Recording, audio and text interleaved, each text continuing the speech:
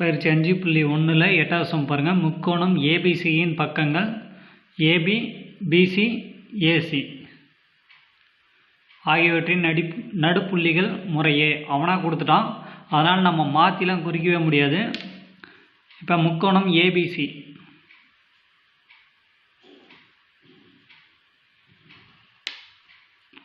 முக்கோணம் ஏபிசி, இதில் ஏ இங்கே போட்டு பி இங்கே போட்டு சி இங்கே கூட போடலாம். ஓகேவா? அதை நம்ம எழுத்துனாலும் மாற்றலாம். ஆனால் அதுக்கப்புறம் அந்த புள்ளிகள் கொடுக்குறான் பார்த்தீங்களா, அது அவன் எந்த இடத்துல சொல்கிறானோ அப்படி தான் கொடுக்கணும். ஏன்னா ஏபி, பிசி, ஏசி இந்த ஆர்டரில் தான் வரணும். ஃபஸ்ட்டு வர புள்ளி ஏபி, ஏபிக்கு 11 புள்ளி நடுப்புள்ளி 11,7. அடுத்து பிசிக்கு 13.5,4.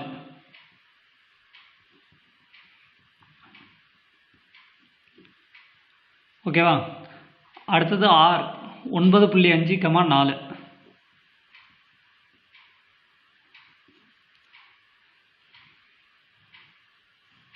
இப்படி வரும் பி கியூ ஆர். ஓகேவா? இப்போ நம்ம இதுவும் புள்ளி குறிச்சிக்கலாம். x1 y1, இது x2 y2, இது x3 y3. அவன் என்ன சொல்லிட்டான்னா, முக்கோணத்தின் பக்கங்களில் வந்து நடுப்புள்ளி கொடுத்துட்டோம். முக்கோணத்தின் முனைப்புள்ளிகள் ஏ கமா பி கமா சி காண்க. அதாவது ஏவும் பியும் நம்ம அப்ளை பண்ணோமா நடுப்புள்ளி 11,7 வரணும். அதுக்கு ஏவோட புள்ளி என்னவாக இருக்கணும், பியோட புள்ளி என்னவாக இருக்கணும். அதே புள்ளியை வச்சுக்கிட்டு ஆர் கண்டுபிடிக்கணும்னா ஏவும் சியும் வச்சு நடுப்புள்ளி கண்டுபிடிக்கணும். இதில் என்னென்னா ஆன்சர் கொடுத்துட்டோம், கொஸ்டினில் கொடுக்க வேண்டிய புள்ளியை நாம் தான் கண்டுபிடிக்கணும். இந்த 3 முனைப்புள்ளியை கண்டுபிடிச்சிட்டு இந்த 3 புள்ளியை வச்சுட்டு முக்கோணத்தின் பரப்பு கண்டுபிடிக்கணும்.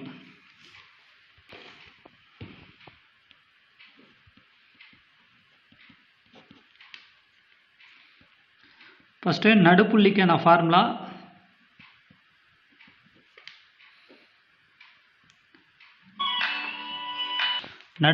ஃபார்முலானா x, y = x1 + x2/2, y1 + y2/2. அதாவது என்னென்னா, இப்போ இந்த 2 புள்ளி ஏவும் பியும் இருக்குது பார்த்தீங்களா, x1 x2 இது ரெண்டையும் கூட்டி 2ஆல் வகுக்கணும். அடுத்து y1 y2 இது ரெண்டையும் கூட்டி 2ஆல் வகுக்கணும். அப்போ 2 புள்ளி கிடைக்குமா, அதுதான் இந்த நடுப்புள்ளி. ஓகேவா? ஆனால் இவன் என்ன பண்ணுறான், நடுப்புள்ளி கொடுத்துட்டான். இந்த x1 x2ங்கிற புள்ளி என்ன அப்படின்னு நம்மளை கேட்குறான். ஓகேவா? இப்போ நடுப்புள்ளி காமனான ஃபார்முலா இது. இப்போ நமக்கு வந்து 3 நடுப்புள்ளி இருக்குது, பி கியூ ஆர். அதனால் 3 தடவை அந்த ஃபார்முலா அப்ளை பண்ணுற மாதிரி வரும். ஏபியின் நடுப்புள்ளி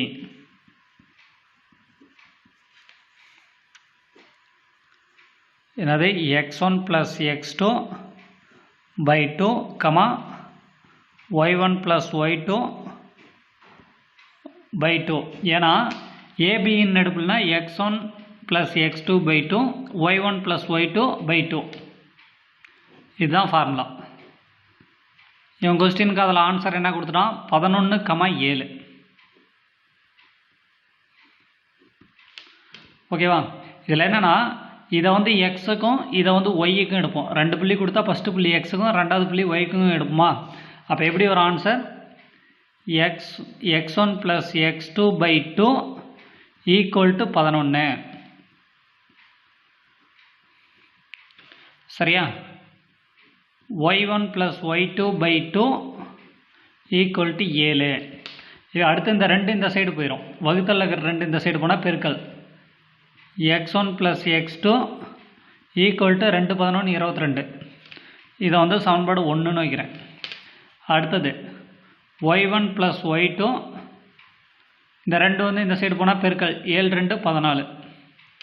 இதை வந்து சமன்பாடு நீங்கள் 1 2 வரிசையாக எடுத்துகிட்டு போகலாம், இல்லை ஏபிசின்னு கூட எடுத்துகிட்டு போகலாம். உங்களுக்கு புரியணுங்கிறதுக்காக எக்ஸில் இருக்கிறதெல்லாம் சமன்பாடு 1 2 3ன்னு எடுக்கிறேன். இல்லை ஒய்யில் இருக்கிறதெல்லாம் 1 2 3 கூட எடுக்கலாம். இல்லை இங்கிலீஷில் ஏதாவது ஏபிசி லெட்டர் யூஸ் பண்ணால் கன்ஃபியூஸ் ஆகும். ஏன்னா இங்கே ஏபிசி வருது. அதனால் நம்ம என்ன பண்ணலான்னா, எக்ஸுக்கு வந்து ஒற்றைப்படையில் வரட்டும். y1 y2க்கு வந்து இரட்டைப்படையில் வர மாதிரி எடுத்துக்கலாம். இது 1 2. அடுத்தது ஏபியின் நடுப்புள்ளிக்கான சமன்பாடு கண்டுபிடிச்சிருக்கோம். அடுத்தது பிசி கண்டுபிடிக்கணுமா?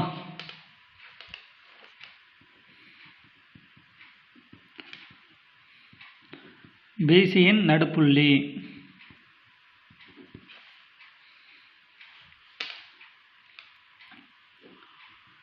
இதுக்கான ஃபார்முலா என்ன? பிசி, அதாவது நடுப்புள்ளினா காமனான formula x1 x2/2, y1 y2/2.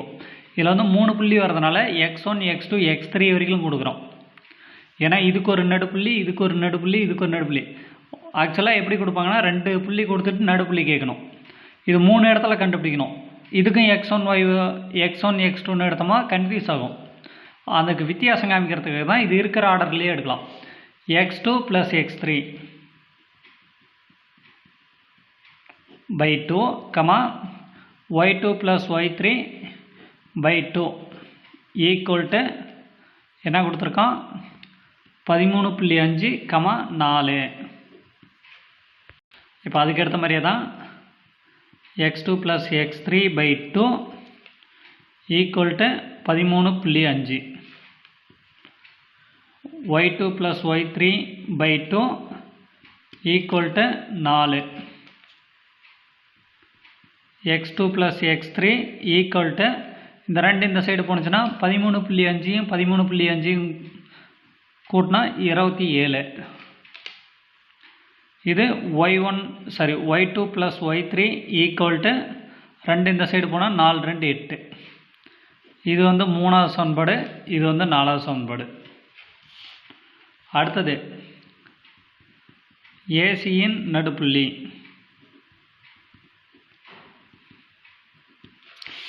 AC என்னென்ன வருது பாருங்கள், x1 x3 y1 y3.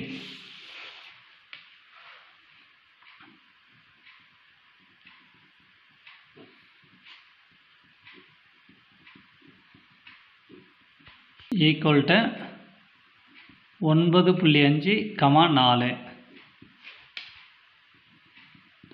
x1 + x3 /2 equal 9.5, x1 + x3 இந்த 2 சைடு போனால் பெருக்கல் 9.5 9.5 19. இது வந்து சமன்பாடு 5ன்னு எடுக்கிறேன். இங்கே y1 + y3 /2 equal 4, y1 + y3 equal 4 2 8. இது சமன்பாடு 6ன்னு எடுக்கிறேன். இப்போ எக்ஸோட வேல்யூ மட்டும் எடுக்கலாம். அதுக்கு சமன்பாடு 1 2 3 1 3 5 இது மூணுமே எக்ஸில் வருமா?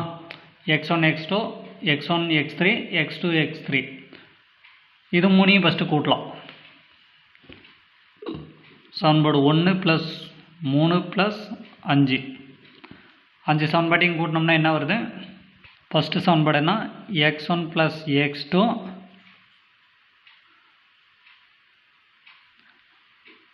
கூட்டுறதுனால இந்த சைடை போட்டுறேன். 2வது சமன்பாடு x2 + x3 ப்ளஸ் 1வது சமன்பாடு, இது 3வது சமன்பாடு. அடுத்து 5வது சமன்பாடுனா x1 + x3. இதுக்கான வேல்யூ 1வது சமன்பாட்டுக்கு 22, 2வது சமன்பாடு 3வது சமன்பாட்டுக்கு 27, 5வது சமன்பாட்டுக்கு 19. இதில் பாருங்கள் x1 2 தடவை இருக்கும், x2 2 தடவை, x3 2 தடவை. அதனால் 2ஆல் பெருக்கிற மாதிரி எழுதிடலாம்.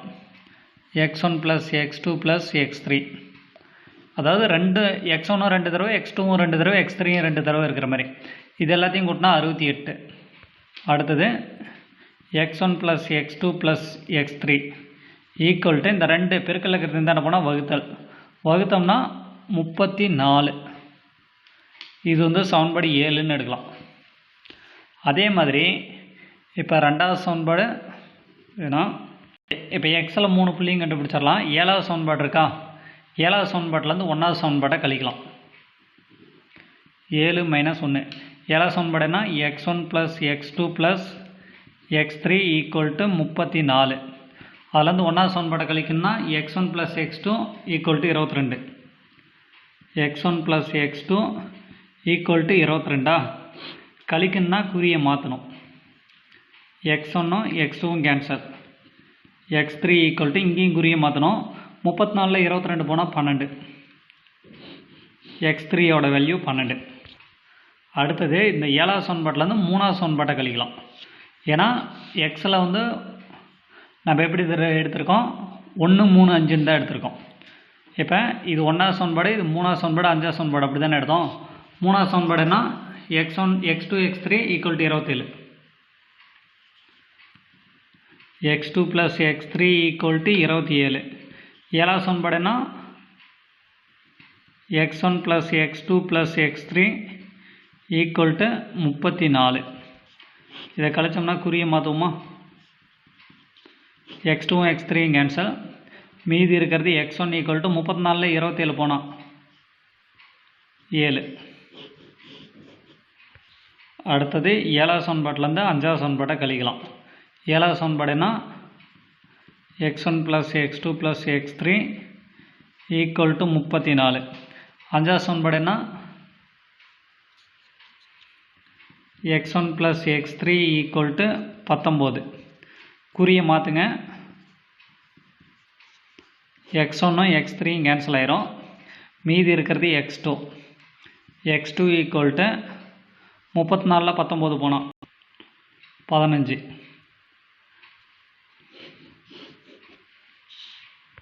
x1 x2 x3ங்கிற புள்ளிக்கு வேல்யூ கண்டுபிடிச்சிட்டோம். அடுத்து அதே மாதிரி ஒயில் கொண்டு போகலாம்.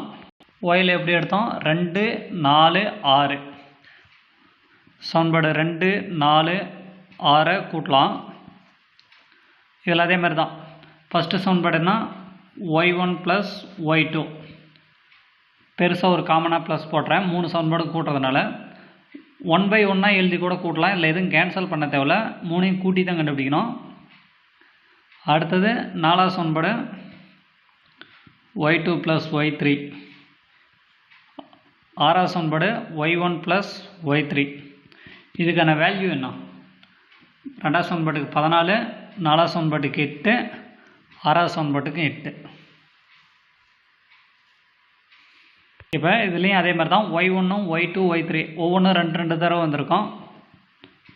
y1 + y2 + y3 2 தடவை வந்ததுனால 2 காமனாக போட்டுறோம்.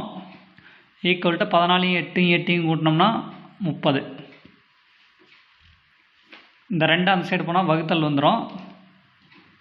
y1 + y2 + y3 equal to 30 2ஆல் வகுத்தா 15. இது வந்து 8வது சமன்பாடு. ஏன்னா 7வது சமன்பாடு இது மாதிரி 3 இது எக்ஸில் கூட்டினதுக்கு கொடுத்தோம் 7வது சமன்பாடு, அதனால் இது 8வது சமன்பாடு கொடுத்துடலாம். 8லிருந்து 2வது சமன்பாட்டை கழிக்கிறேன். y1 + y2 + y3 equal to 15. 2வது சமன்பாடுனா y1 + y2 = 14. குறிய மாற்றுங்க, y1 y2 கேன்சல், இங்கேயும் குறி மாற்றணும். y3 = 1. அடுத்தது 8லிருந்து 4 கழிக்கிறேன், ஈக்குவல் டு 15. 4வது சமன்பாடுனா y2 + y3 ஈக்குவல் டு 8. குறிய மாற்றுங்க, y1 = 7. இதை இப்படியும் கண்டுபிடிக்கலாம், இல்லை இந்த y3யோட வேல்யூ எடுத்துகிட்டு போய் இதில் அப்ளை பண்ணியும் கண்டுபிடிக்கலாம். இதில் அப்ளை பண்ணால் எப்படி வரும், y2 + y3 = 4 சாரி 8. y3யோட வேல்யூ நமக்கு என்ன வந்திருக்கு 1. y2 + 1 = 8. y2 = இந்த +1 இந்த போனால் -1, 8 - 1 7. இப்படியும் நீங்கள் கண்டுபிடிக்கலாம், இல்லை இந்த மாதிரி சமன்பாட்டிலையும் கண்டுபிடிக்கலாம். அடுத்தது 8வது சமன்பாட்டையும் 6வது சமன்பாட்டையும் கழிக்கிறேன். 6வது சமன்பாடுனா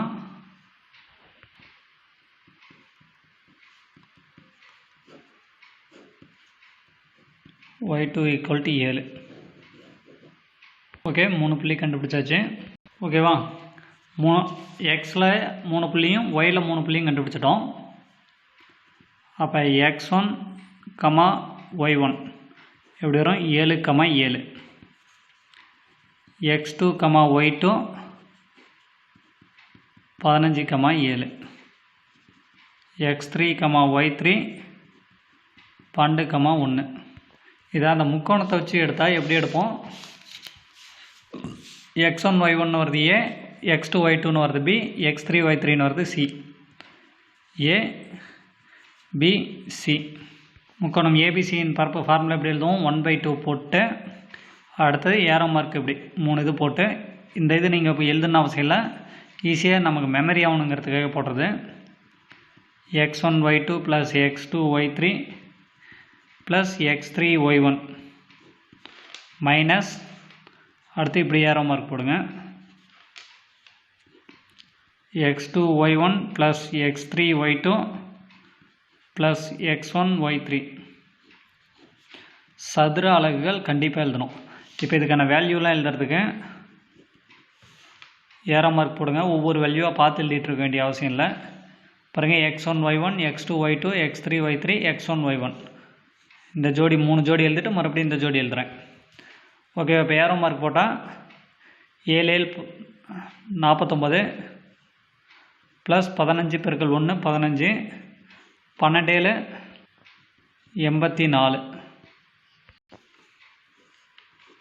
மைனஸ் ஏரோ மார்க் எப்படி போட்டிங்கன்னா 15 × 7 105, 12 × 7 84, ஓர் 7 7.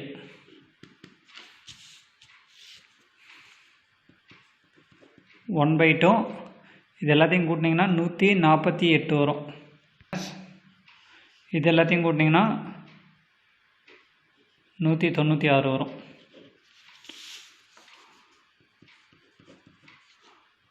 $196 கடன், 148 உங்கள் கையில் இருக்குது. கொடுத்துட்டிங்கன்னா மீதி 48 கடன் இருக்கும். ஓகேவா? அடிச்சிங்கன்னா 24. முக்கோணத்தின் பரப்புங்கிறனால நீங்கள் மைனஸ் போட தேவையில்ல. ஏபிசியின் பரப்பு = 24 சதுர அலகுகள். அதே மாதிரி முக்கோணம் பிக்யூஆர் கொடுக்கணும். ஓகேவா? இதுலேயே இது ஏவோட வேல்யூ, இது பியோட வேல்யூ, இது சின்னு எடுக்கணும். x1 y1 x2 y2 x3 y3 இப்படி எடுத்திங்கன்னா உங்களுக்கு வந்து வேல்யூ வந்து ப்ளஸில் வரும். ஓகேவா? அது என்னென்னா இதெல்லாம் லெஃப்ட் சைடும் இதெல்லாம் ரைட் சைடும் வரும். மைனஸ் குறிக்கு இந்தாண்ட பெரிய வேல்யூ இந்தாண்டியும் சின்ன வேல்யூ இந்தாண்டியும் வரும். அதனால் +48ன்னு வரும். ஏன் அப்படி போடலான்னா, இது எக்ஸ் பாருங்கள் 7, அடுத்தது சிறிய நம்பர் 12, அதுக்கு அடுத்தது தான் 15, 7 12 15 இந்த ஆர்டரில் எழுதணும். ஓகேவா? அப்படி எழுதுனீங்கன்னா உங்களுக்கு சரி ஆன்சர் வந்து ப்ளஸ்லேயே வரும். மைனஸில் வந்தாலும் நீங்கள் ப்ளஸ் குறி போட்டு போடலாம், தப்பு இல்லை. பிக்யூஆரின் பரப்பு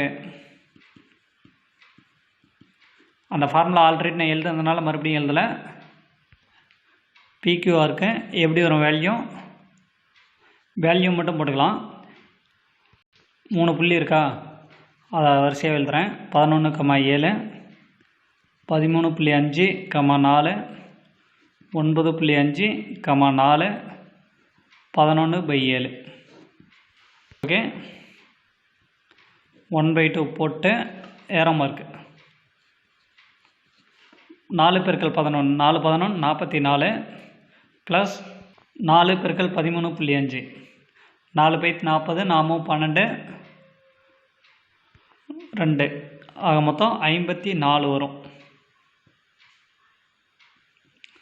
ப்ளஸ் 7யும் 9.5யும் 7 9 63. ஓகேவா? 7 × 6 இது வந்து பார்த்திங்கன்னா 63, 7ல் பாதி 3.5, அப்போ 66.5 வரும். மைனஸ் இதை பெருக்குங்க, 7யும் 13.5 பெருக்கணும் 94.5 ப்ளஸ் 4யும் 9.5 பெருக்கணும் 4 9 36 4 2 ஆக மொத்தம் 38. 4யும் 11யும் பெருக்கணும் 44. இது எல்லாத்தையும் கூட்டினோம்னா நமக்கு வர வேல்யூ 164.5 மைனஸ் இந்த வேல்யூ எல்லாம் கூட்டினா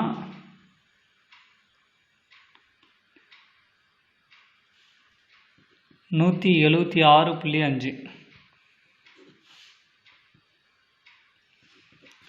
1/2 164 ரூபா கட்டிருக்கு, 176 ரூபா கடன். கடன் கொடுத்துட்டிங்கன்னா மீதி எவ்வளோ இருக்கும்? 12 ரூபா இருக்கும். அடிச்சிங்கன்னா கடன் 12 ரூபா இருக்கும். நாங்கள் இங்கே வந்து மைனஸ் குறி போட தேவையில்ல. 6 சதுர அலகுகள்.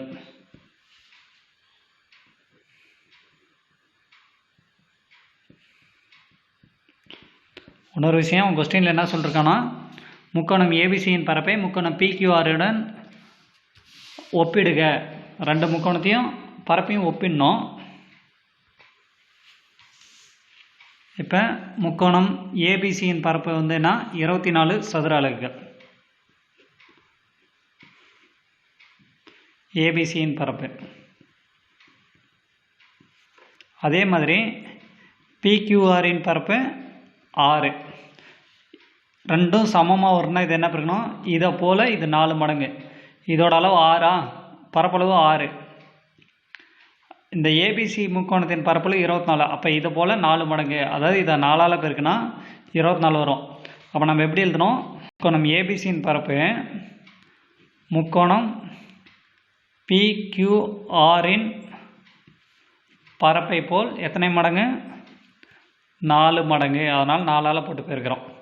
அதாவது பிக்யூஆரின் பரப்பை வந்து 4ஆல் பெருக்கினா ஏபிசியின் பரப்புக்கு சமமாக அமையும்.